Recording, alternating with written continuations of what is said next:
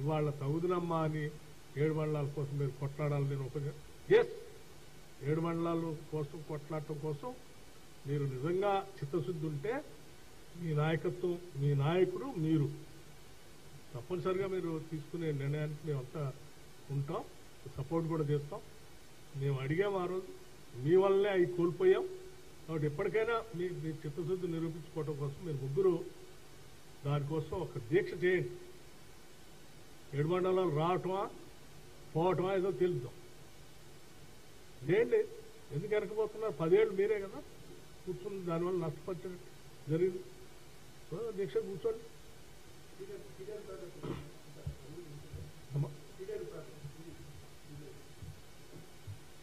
చట్టంలో నేను అదే చెప్పేది, చట్టం ద్వారా మనకు పొందుపరిచిన హక్కులన్నింటినీ సాధ్యమైనంత వరకు పొందటం కోసమే మనం చర్చలో కూర్చొని మాట్లాడతాం.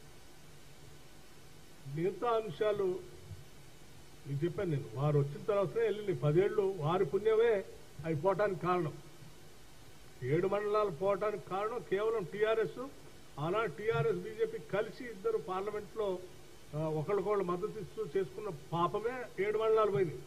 కానీ వాస్తవంగా చట్టం వచ్చినప్పుడు 7 మండలాలు పోలే, 7 మండలాలు తెలంగాణలో ఉంది. సో ఆ ప్రాయశ్చిత్తం ఏదైనా ఉంటే వాళ్ళు చేయాలి. ఇప్పుడు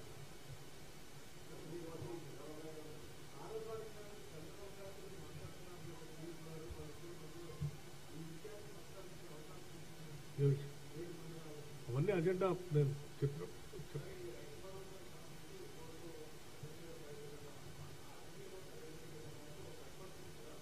అందరి సభ్యులకి మాట్లాడే అవకాశం, అందరి అభిప్రాయాలు తీసుకుంటారు. ఎవరు ప్రతిపక్షాన్ని కూడా వారి అభిప్రాయాలు కూడా తీసుకుంటారు, వారు కూడా మాట్లాడాలి. అమ్మా ప్రతిపక్షం అంటే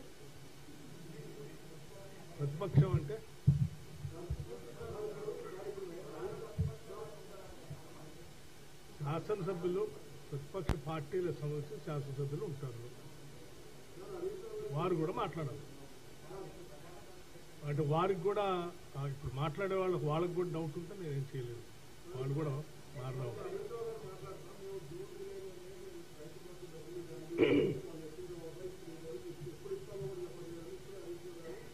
అదే అన్నా, అందుకే నేను చెప్పేది, హరీష్ రావు గారు లాంటి కళ్ళబొల్లి మాటలు చెప్తూ కాలం వెళ్ళబుచ్చే ప్రభుత్వం కాదు మాకు. మేము ఈ లోపలనే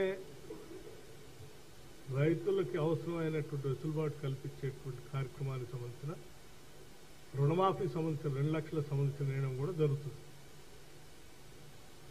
అది వాళ్ళు పొంది వాళ్ళు పని కార్యక్రమం ఉండడంలోనే రైతు భరోసా చర్చ కూడా జరుగుతుంది, దాని గురించి కూడా నిర్ణయం చేస్తాం.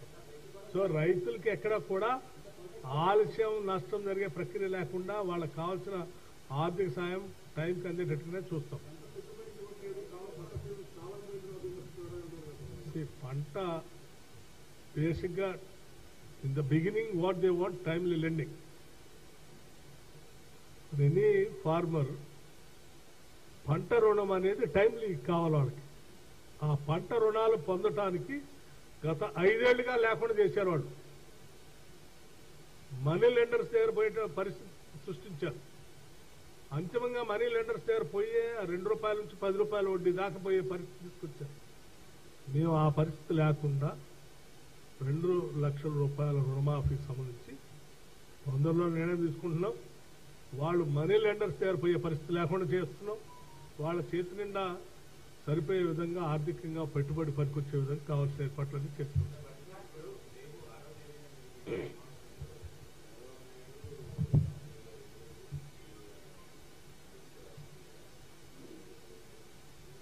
ఇప్పటికే ముఖ్యమంత్రి రేవంత్ రెడ్డి గారు చాలా స్పష్టంగా చెప్పాడు,